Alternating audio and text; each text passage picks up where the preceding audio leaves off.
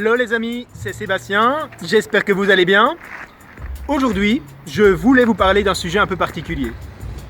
Je vais te demander, toi là qui es derrière ma vidéo, un instant de jeter un œil à ce qui t'entoure. Tu vas y apercevoir différents matériaux, peut-être des transports en commun, peut-être des meubles, en fonction de l'endroit où tu te situes, et de te dire, de te poser la question, est-ce que ces choses qui t'entourent, est-ce qu'elles existaient il y a 150, il y a 200 ans? Il y a de fortes chances pour que tu te dises non.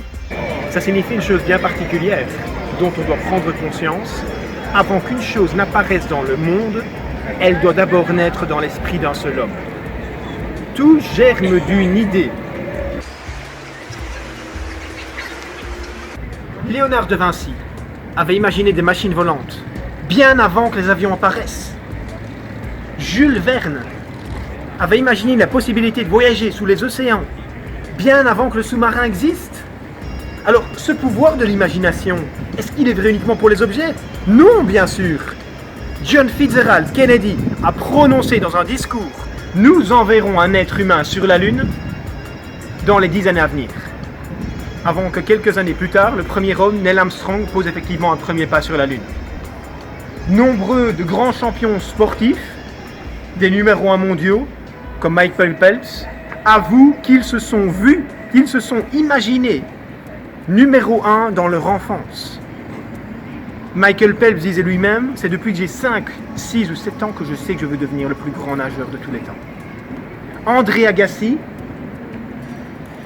avouait, j'ai gagné Wimbledon des milliers de fois dans ma tête quand j'avais 7 ans. Avant que ces visualisations détaillées de ma victoire me donnent la certitude nécessaire pour concrétiser mon rêve l'été 92.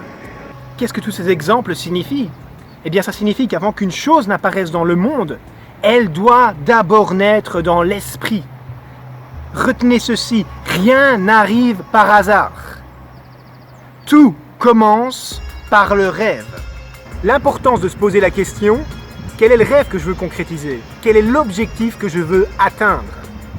J'ai des amis à moi, comme un ami agriculteur qui me disait « Quand je me lève le matin, je vois ma centaine de vaches dans la prairie, je suis l'homme le plus heureux du monde, je suis dans un rêve éveillé. » Une autre, une amie, qui elle, quand elle redistribue des vivres pendant les fêtes de fin d'année à des familles qui vivent sous le seuil de pauvreté, ça la nourrit intérieurement, elle est aussi dans un rêve éveillé.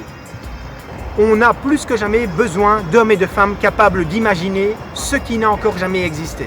Albert Einstein disait « L'imagination, c'est l'avant-première de tous les grands spectacles de la vie. » Merci, c'était Sébastien Collet, ensemble vers de nouveaux sommets.